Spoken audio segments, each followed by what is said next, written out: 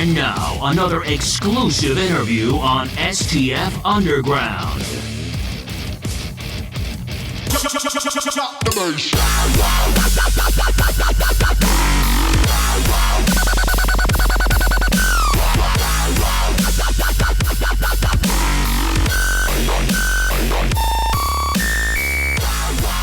All right, at this time, I'd like to welcome to the show. He's a guy I've been trying to get on this show for a little bit of time, and probably wanted to chat it up even longer than that. He's got over 900,000 subscribers on his across his YouTube channels. He's professional wrestling's only magician / illusionist, wrestling in places like CZW, Beyond Wrestling, and Evolve. He is Jarek 120. Jarek, what's up, man? Hey, how you doing, Doug? Thank you so much for having me on your platform to tell stories and, chop it up with you. Hey, I'm excited. Should I be calling you Jarek or should I be calling you Evan? Because I know you as both. So. Well, there's definitely two distinct personalities. Jarek 120 is a magician from Detroit that manipulates other people in order to get what he wants, and Evan Cloyd is the son of two history teachers who tries to help other people. Who do you want to talk to? I'm going to talk to both, and I want to get to know both guys here. And honestly, I'm trying a little hard not to fangirl a little bit because I've been following you for such a long time. I'm just a dude. We're all just dudes. We're all just people. We're all connected. We're all built from the same stardust. Well, for me, and people don't know this really about me, and getting more nerdy here on myself, but a lot of people don't know that I've been a magic hobbyist now for 6-7 years myself, and it started off like really simply, and I started off just kind of doing my own thing, and then I actually found your channel on YouTube, which is what led me to hone my craft. And not to say that I'm good or anything like that, but it's definitely helped me get better. So needless to say, it's a pleasure having you on. I'm sure you're great. I'm sure you're wonderful. And it's all about the story. All we have are stories. Yeah, absolutely. Well, something that people might not know about you, and I want to make sure to introduce anybody that's new to you to your story. And there's probably going to be a lot of people that already know you, whether it's from wrestling or from magic or whatever reason they're tuning in. And the first thing that people I think should know is, to me, you're one of the OGs of YouTube. That you've released your first video back March 4th 2009. That's over 10 years ago. Mm-hmm. You've got 22 videos with over 1 million views. Yes, I counted. And your highest one was just under 4 million. You've got over 100 million views overall. So pretty astonishing, pretty good resume there. Well, thank you. But you try to keep your ego in check. That's a big, humility is a big key of this puzzle that we all are trying to learn and try to figure out ourselves. So I appreciate the accolades, but I couldn't have done it without the help of a lot of my friends, family, and inspirational figures throughout history and wrestling and storytelling and magic and hypnotism and illusion and video editing and film and music. And there's just so many influential figures, angels and demons, that came into my life that inspired me to become the storyteller that I've become and I aspire to be. Yeah, and I want to talk about all of it. Obviously, you mentioned the two different people. Obviously, there's actually three. There's three distinct different there's Jarek 120 and the greater good Evan Cloyd and the greater evil Jarek 120, but it's what's in between where the magic is. Awesome. Where you blur the lines of who is who. Well, and I want to make sure that people know, from your channel, obviously, How to Disturb Reality, or I guess now rather Disturb Reality, with that change. To obviously you as a wrestler in Evolve and all these other places, to what you're doing now, things you're doing looking to doing in the future. So I want to make sure that we kind of cover that whole spectrum, if that's okay. Yeah, absolutely. I know you are a student of the game. You've done your homework and you You've got questions. I've got the secrets. Yeah. I'm a magician that reveals his secrets. And I think that the biggest thing for people that have followed you is seeing a transformation over the last 10 years since you started letting people into your life. Going from a Detroit kid, at 18 doing magic tutorials to showing people social dynamics and how to actually be a magician, not just do magic. Moving out to California, obviously, and doing your whole Hello Bellefontaine. Yeah, hello Bellefontaine. You gotta love Bellefontaine. Oh yeah, for sure. That's our old apartment complex. It was Bellefontaine, and we would shout out the balcony door every morning. It was a beautiful sunny day. Hello Bellefontaine. And then when we moved to our new apartment complex, Aqua in Marina del Rey, we would still shout out hello Bellefontaine. And now even here, back home in Michigan, hello Bellefontaine. I When saw it's you a screaming beautiful that. sunny day. In a recent video, I saw you screaming that. I'm like, wait, did he move or not? Because now I'm confused. That's the joke. So, obviously, and going from what you called living your best life to, being a magician, and now full circle back to, being in Michigan. Have you gotten a chance to actually sit back and reflect on the last, 10 years, but also 7 years being in LA? I make end of the year videos every year. Since 2012, I document my life. It's a little egotistical, but it's my life, and I'm my own biggest fan. So I've always been drawn towards the camera, and I've filmed and documented my life since I was 13, basically. I have footage on my computer from when I was 13. And at the end of each year, I put all the year's footage on a timeline in Adobe Premiere, and I chop it down into a music video. So I have 2012, 2013, 2014, all the way up to 2018. And if you watch those videos in chronological order, you see the story that's unraveling of this, like, go get the world, kid. Go, like, you can do it. You can do it. Like, aspire to inspire the world, and all these friends. Like, you see the rise and the fall, and the hardships, and the moment when things take a dark, drastic change, and the changes that come from that, and up until my manic episode that sent me to the hospital for 9 days. The 2018 bipolar music video is a wild ride of emotions, and I watched that video last night to be introspective and reflect on it, and it gets me emotional because it is a beautiful story once you learn the lesson. And it's just like, man, this is so overwhelming. I'm so grateful. I'm so mad that this happened to me, but I'm so grateful because it's the greatest story I can possibly imagine personally for me. It's the best story I'll ever tell yet.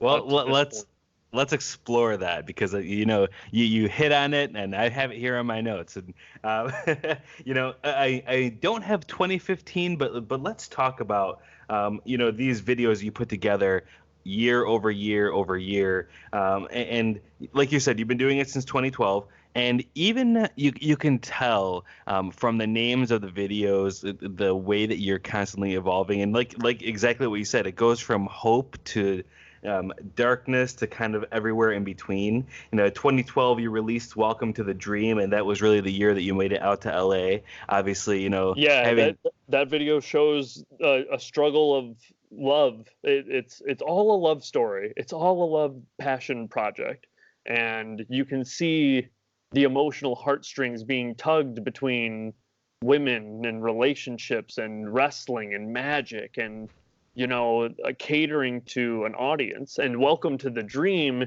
is that, man, I got my heart broken, and because of that, I am going to go pursue, making it in the wrestling world and making it in the magic world. And that's what the 2012 Welcome to the Dream story is. That is me arriving in California, but also the tail end of my heartbreak that Michigan left on me.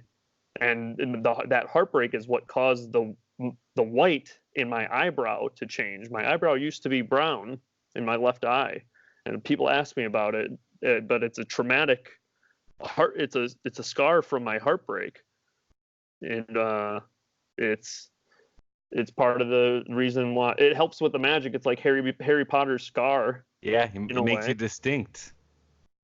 And yeah, we'll go on with what you're asking about. They're saying about Welcome to the Dream and the videos. Well, so you've got Welcome to the Dream. From there, 2013, it went to Best in the World, and I guess the way that I took Best in the World, for one, obviously, if I'm not wrong, it's kind of a call out to CM Punk. Absolutely. And I think even that, in the last shot, Yeah. shot is a direct shout out to that hero, that influence of my life, and it was a pure representation of what that year personified. I was like, this, the best in the world. That is what I aspire to be. So speaking of aspiring there, 2014 brought you to Aspire to Inspire, which is really your full documentary that you did, which to me, that was the first time that I think you really exposed yourself as a wrestler first, not a magician. And to me, that was the first time that it was the shift in your YouTube channel. And obviously, and I want to bring this up a little bit more later, the erasing of the goals at the end and putting the one big goal up. And again, we'll dig more into that a little bit later. But that documentary to me was just extremely powerful, very introspective for you. It was bringing everybody that you know, whether they had good things to say about you, bad things to say about you. And it was, just one of the best things that I remember seeing that year. I recently rewatched it, before we talked today.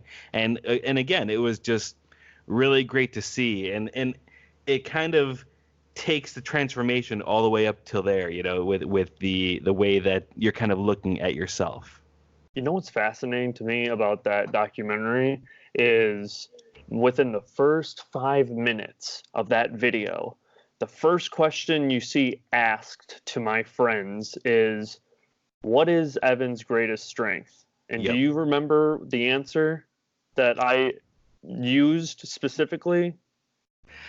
I remember a plethora of them. I think that most people said that you were entertaining and you knew how to talk. Is that correct? Well, there were some aspects of that, but within the first 5 minutes, it was, what's Evan's greatest strength? And I had my friend and my uncle say the same thing. He's really good at telling stories. Yep. And even at the end of the credits, it's me telling a story to a bird about the theory of evolution and why it has feathers.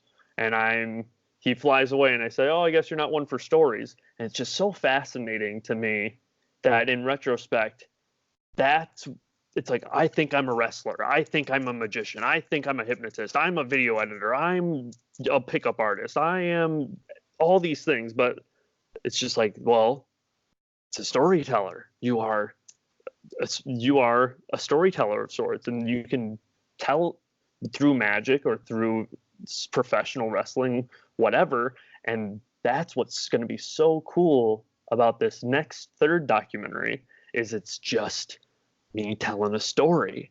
But it's going to be Aspire to Inspire. It's going to be the second documentary, but on drugs, literally and figuratively. I'm patiently excited. Patience is a virtue, and it's going to be done right. And I cannot wait for that documentary to start taking shape and Of course. tell the story. Of course, you're talking about Maniac infiltrating the psyche of the Wizard of Sports Entertainment. And yeah, I'm excited to see that one too. I'm excited to see how that takes shape. Do you have an ETA on that one yet? I would really love to put it out on January 20th, 2021 at 1:20 p.m. That far away?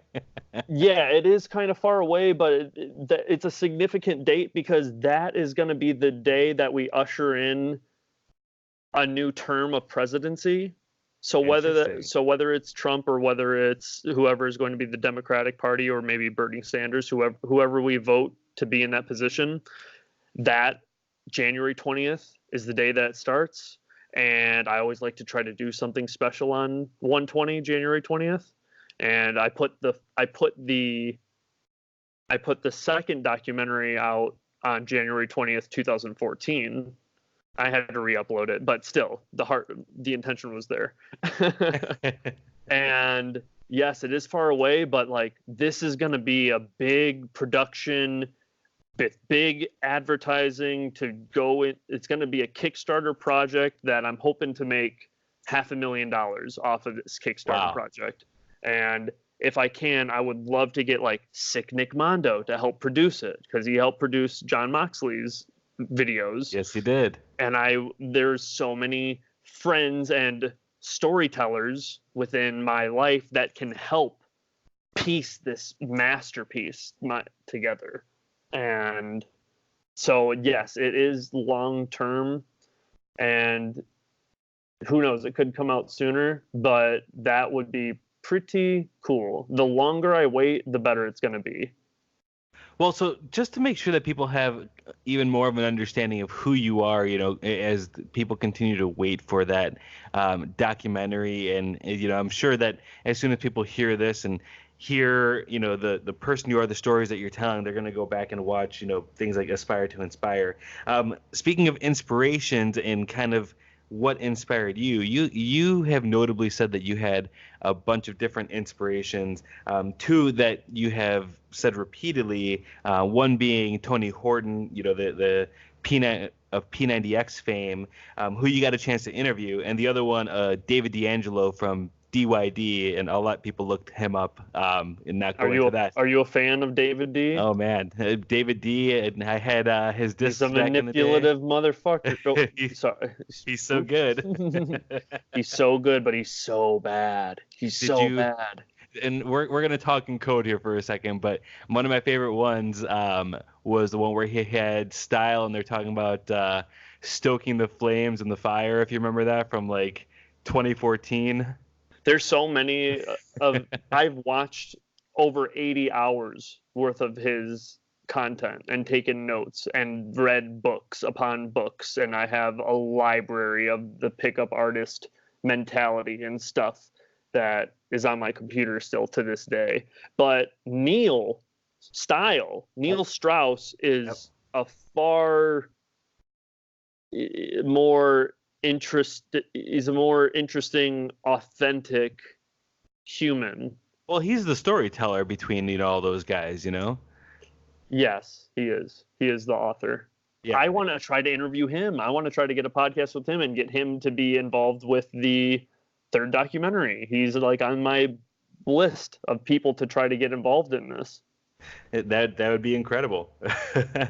Well, and I bring up David D because one of the things that you have talked about repeatedly over the course of your career, I would say, is talking about bringing up social dynamics and bringing that up and how you are able to approach, and even bringing up things like approach anxiety and bringing up confidence. And, I feel like that has not only been seen within your channel, but also been seen in the way that you present yourself in the wrestling world too.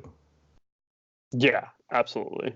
And all that, it's all tied in together. The whole social dynamic stuff is a form of manipulation. It's a form of hypnotism. It's a form of illusion and influence. And it's because of that, it has taught me to believe in myself, and all this self-help bullshit works. Like, it's bullshit because it's manipulative and teaches you how to mess with pull at people's emotional heartstrings in order to get what you want, for very selfish reasons. But it's because of that allows you to understand what is going on in the world and what makes the world tick and what is wrong with the world, and how you can make it a better place if you can learn these techniques, when to use them, when not to use them, when to use them for good, and it's all very complex and fascinating stuff to me. The idea of learning how to trick people into liking you. Yeah, yeah. Well, obviously, you're a student of the game of multiple things.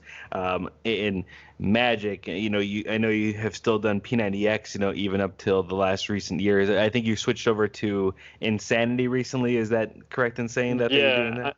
Yes, Insanity Breaks my Max heart 30. a little bit, but No, I need to lean out. I need to lean out, and P90X is great. And but I even started doing some DDP yoga recently. Nice. Try that out, and he has a very interesting way. He has a very cool way of showing, like, hey, look at our heart rate. We're not even starting, and then he does like 2 moves where you're doing nothing. You're just like in a still position. He's like, look at our heart rate now. It's at 126. What the heck? And you're not even sweating yet. Look at What's you. harder, P90X yoga or DDP yoga? Oh my gosh, the P90X yoga is like so stupidly challenging. It's an hour and a half. And you're sweating 5 minutes and you have no idea why. Well, the first hour is so much harder than the last 30 minutes. Yep. Yeah, it's tough. It's tough. Well, so where I was going with that, you're a student of the game. You seem to not only find these things that you find interest in, and whether again it's Magic, whether it's wrestling, whether it's DYD, P90X, whatever it is, Video editing, storytelling. But more everything. than that, would you say that you have an addictive personality? I don't think so, because I can stop stuff cold turkey. I think I was gifted with it might be my bipolar brain that has allowed me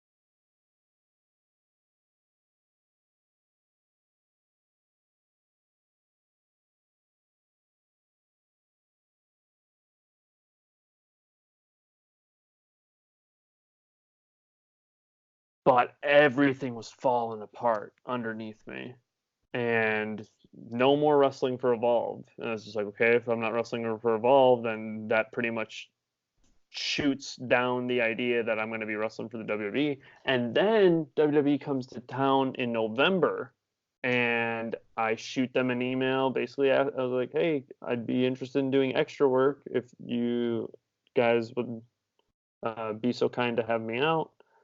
And I'm ghosted again. So I'm just like, oh my God, I must have pissed someone off, dude. Like, they want nothing to do with me. And hindsight's 2020. I think it's because I wanted to make everything the Evan Cloyd show, and they knew that I did not play well with others, and I'm very excited. I'm my own I'm my own biggest fan.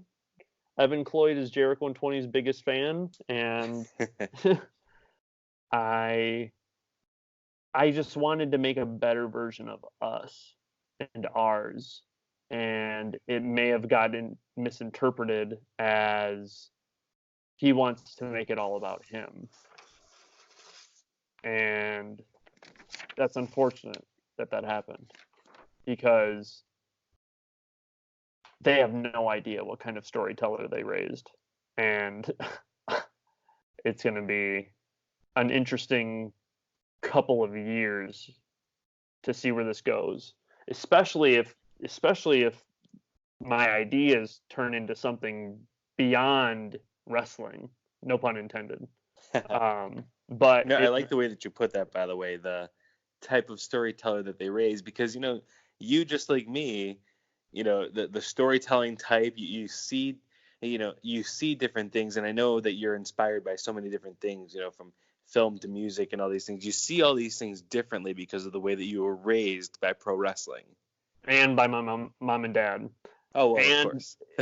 it's I'm telling you, everyone, it's nature and nurture and the 16 distinct personality types, and it is the 7 deadly sins, and it's like the 7 virtues. It's all of that like bled in together. So something snapped in me that on November 7th, and it was 3 a.m.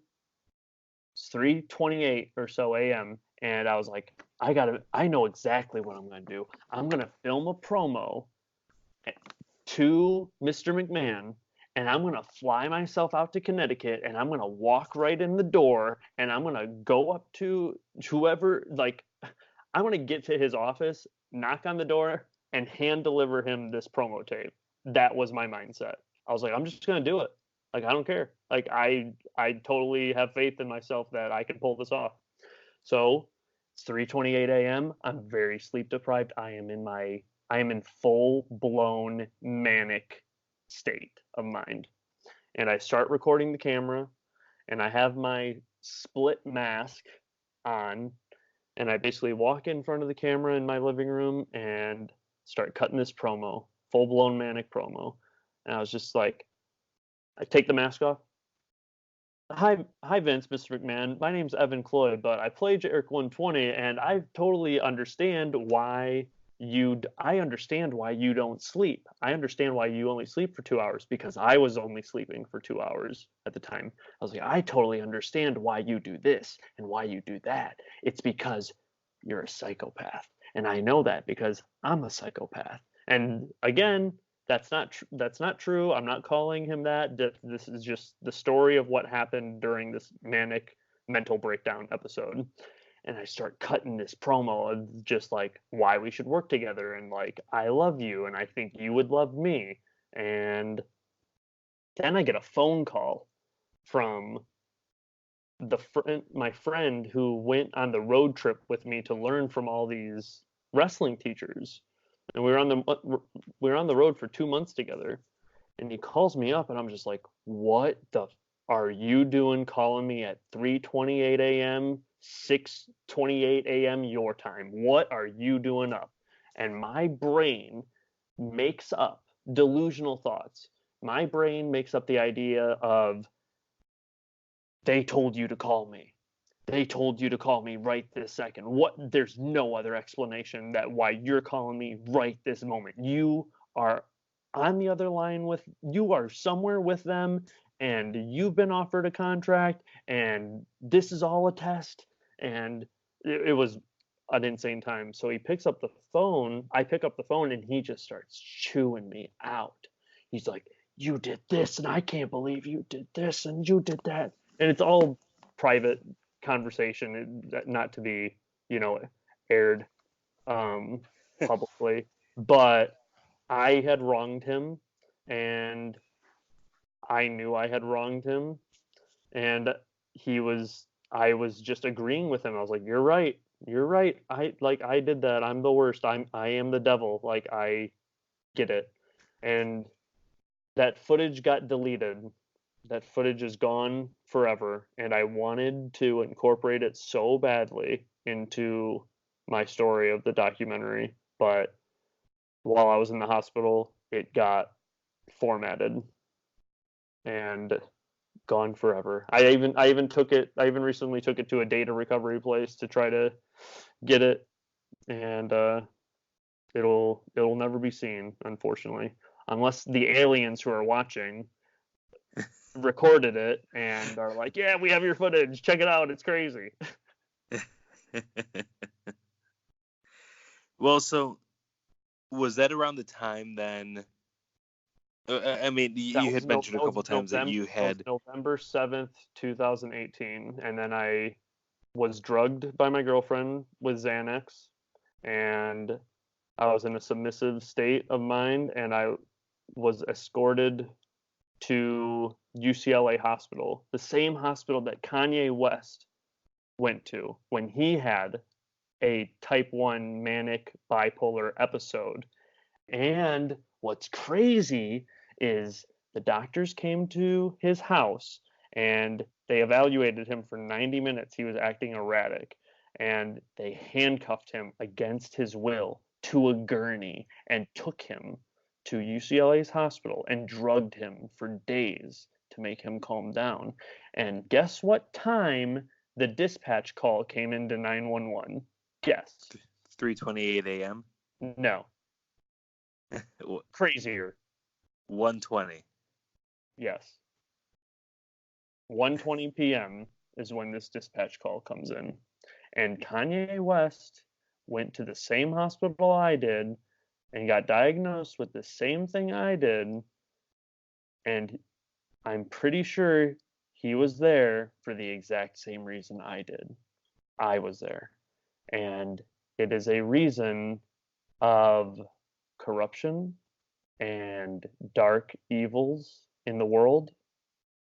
And if you go watch Kanye West's speech, him, he has a mental breakdown on stage during a performance. You can look into this on YouTube. It's very easy to find this information, and just listen to some of the stuff he's talking about, because he's trying in his best way as an artist to get everyone to wake up as well. And there's a very powerful movement going on where more people are becoming consciously aware of their spiritual being, that they are a spiritual being. This is Matt Hardy. Matt Hardy is so onto this. He is so trying to preach what this is. That is what Broken Hardy and Woken Hardy is. And just to come out and say that I've been dancing in circles around what it is and what this vague thing is. It's God. It is one soul, cosmic creator being. It's beyond religion. It's not a religious thing. It's take religion out of it. It's the idea that God is real. God loves you. He loves everyone. And if you believe in him, then good things will happen to you. But you have to be good. It's just like Santa Claus. I swear. It's just like it is Santa Claus. Like, if you believe in him, it's real. But and I'll go more into that in the documentary. And I actually am trying to get a hold of a lawyer because I'm going to probably need a good defense in case I get prosecuted for my ideas, which has happened in history's past. But that there's what makes up the 1%? What makes up the 1% of the world, the richest of the rich? Well, really, it's broken down into like 0.5 and 0.5. And it's the greater good, who is like the Will Smiths, the Denzel Washingtons, the Drakes, the Weekends, the Miley Cyruses, the people who believe in God or the universe or a higher power, whatever you want to call it. And is it a coincidence that the most successful people in the world, when they go up and make an acceptance speech, what's the first thing they say throughout history? Thanking God. First and foremost, I want to thank God. Without you, none of this is possible. Why is that a coincidence, or do they know something that we don't? Not believe, no. And then there's another group of people who believe in God and exploit it for personal gain. And these are like the Tony Robbins of the world. Oh yeah, I'll make you believe in yourself, but it's going to cost you $6,000. What the fuck? Are you kidding me? The Joel Osteens, who is a pastor preacher with like a $16 million home. Yep. The people who are the greatest influencers of believe in yourself, believe in yourself, believe in yourself, believe in yourself. You can do anything. You can do anything. You can do anything. Those are like devils in disguise. The scam artists of the world. But the self-help stuff works. The pickup artist stuff works. David D'Angelo's, the Neil Strauss, the Tony Robbins, the Joel, all that stuff works. And it's because we are spiritual beings. And if you can realize that, which is hard to realize because you never see a soul or a spirit, but there are substances available on Earth that allow you to tap into the spiritual realm and basically it's like an ego disillusioner, an ego killer, and makes you realize, oh my God, like it is so much bigger than me, than what it's bigger than WWE, it's bigger than the president, it's bigger than the world. Like that's what I mean when you can start making these like connections, and when things don't make sense, it's because we're all being tested. We're all going through our own spiritual journey of the light inside of us versus the dark inside of us, and which side are we going to let win? And it's all crazy, but it's fun if you believe. All you have to do is be thankful verbally for the things you have.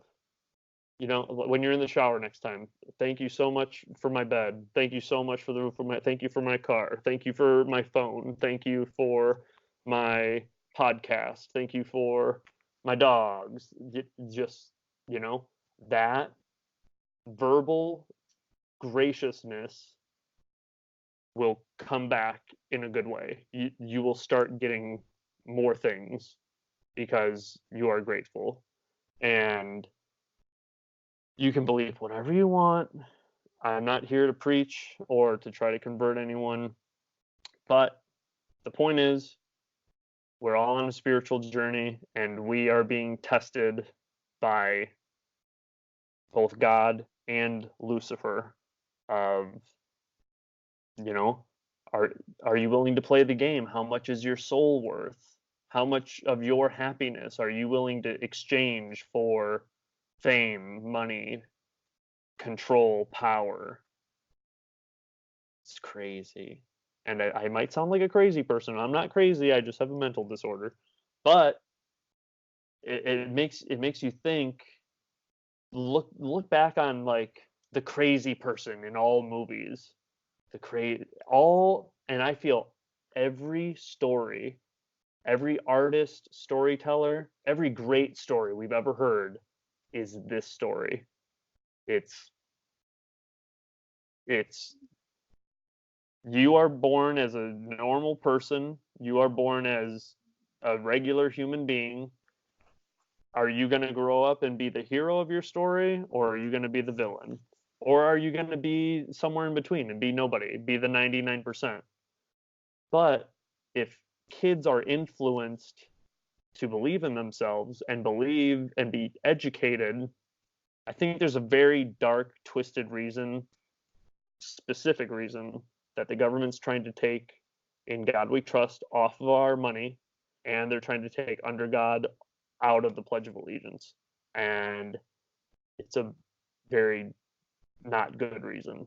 It's a very methodical reason. And it's because I feel like they want to brainwash, hypnotize, influence, manipulate the peasants, the 99% of the world, that there is no such thing. There is no higher power. There's nothing. Because if they can get you to believe that, then they can get you to believe there's no hope. There's just no hope. There's like, life is life. Life is, you just deal with it. Wouldn't that be the opposite though? Like, wouldn't you think that most governments would want you to feel like that there's hope so that they see a not Absolutely not, resistant because society? absolutely not, because they want to control. They need to be in control. There's a reason why they don't tell us about.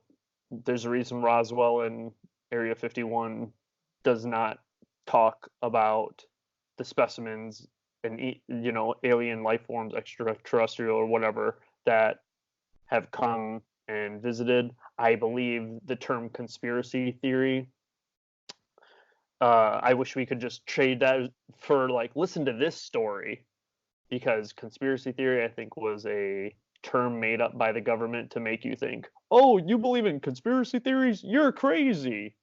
Just like, is it crazy, or is it just a story? Because there's 40 sides to every story, and you never know what to believe. And when I went through my mental breakdown, I snapped, and I was just like, I believe in nothing. I believe no story. I don't believe I have to sleep for 8 hours a day, because I'm doing just fine sleeping for 2. I don't believe I have to eat 3 meals a day, because I'm doing okay eating at Veggie Grill and it's delicious. This vegan food is like, I think it's like, wait a minute, you're telling me alcohol, man-made poison is legal and tobacco is legal and it kills so many people, but you're telling me that weed uh, has been illegal for how many years, and now we're starting to realize the benefits of this herb that was naturally grown, and you're sending people to prison for longer sentences than murderers? Like, what else? What else are you not? What else is not that bad for us that you're trying to convince us is awful for us? And then what are you trying to tell us is bad for us, or is good for us but is actually awful for us, like sugar and salt and fast food restaurants and tobacco and alcohol? It's just, and it takes you down this wormhole of like, wait a minute, why are psychedelics illegal?